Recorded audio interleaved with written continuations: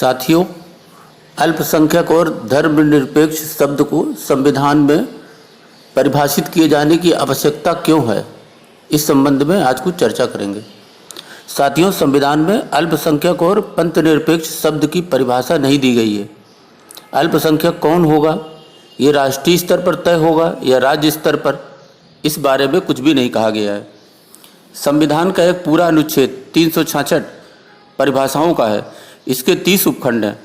यहाँ pension, rail, सर्वोच्च न्यायालय जैसे जग जाहिर शब्दों की परिभाषा है, लेकिन अल्पसंख्यक और धर्मनिरपेक्ष की परिभाषा नहीं है।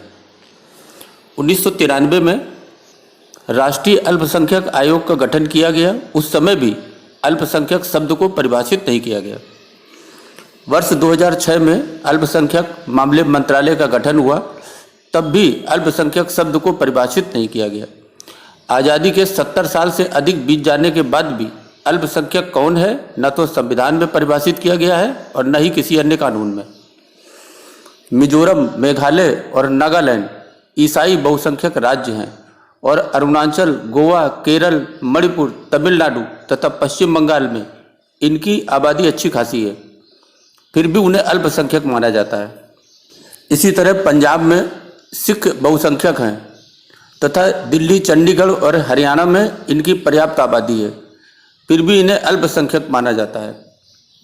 लक्षद्वीप में 96.20% और जम्मू कश्मीर में 68.30% मुस्लिम हैं, जबकि असम में 34.20%, पश्चिम बंगाल में 27.5%, केरल में 26.60%, उत्तर प्रदेश में 19.30% और बिहार में 18% में भी मुस्लिमों की अच्छी खासी जनसंख्या है, फिर भी इन्हें अल्पसंख्यक का दर्जा मिला हुआ है और वे इसका लाभ ले रहे हैं।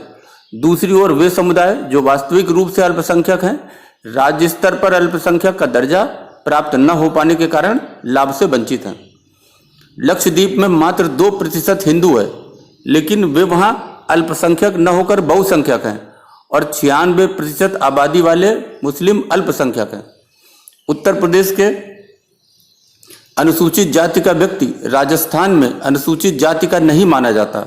जब प्रदेश बदलने के साथ उस व्यक्ति की SC, ST, OBC स्थिति बदल जाती है, तो अल्पसंख्यक की स्थिति को बदलने में क्या समस्या है।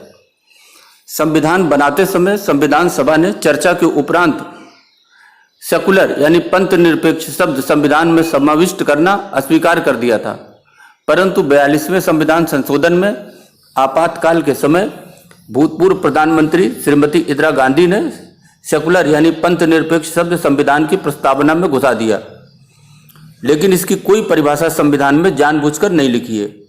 राजनीति ने अल्पसंख्यक का अर्थ 20 करोड़ वाले विशाल मुस्लिम जन समुदाय में इसे परिवर्तित किया। इससे वो लोग खो गए जिनकी संख्या आज भी हजारों में सीमित है। समान नागरिक संहिता एक पंथ निरपेक्ष कानून होता है जो सभी धर्मों के लोगों के लिए समान रूप से लागू होता है, जबकि भारत में अधिकतर निजी कानून धर्म के आधार पर तय किए गए हैं, जिनमें हिंदू, सिख, जैन और बौद्ध के अंतर्गत हिंदू आते हैं, उनके कानून अलग कानून हैं और मुस्लिम और ईसाई के लिए अपने अपने कानून हैं। मुस्लिमों का कानून शरीयत पर आधारित है। यह कैसा पंथ निरपेक्ष है, इसकी परिभाषा संविधान में लिखी जाए ताकि प्रत्येक नागरिक इसे आसानी से समझ पाए। यहाँ न अल्पसंख्यक की वैधानिक परिभाषा है और न ही सेकुलर की, सिर्फ चुनावी जीत में ही सारी परिभाषाएं अंतर्निहित हैं। लेकिन यह किसी भी राष्ट्र के लिए शुभ नहीं है। क्या वर्तमान सरकार सही अर्थों में संविधान में परिभाषित करने में सफल हो पाएगी? साथियों, अभी के लिए बस इतना ही। धन्यवाद।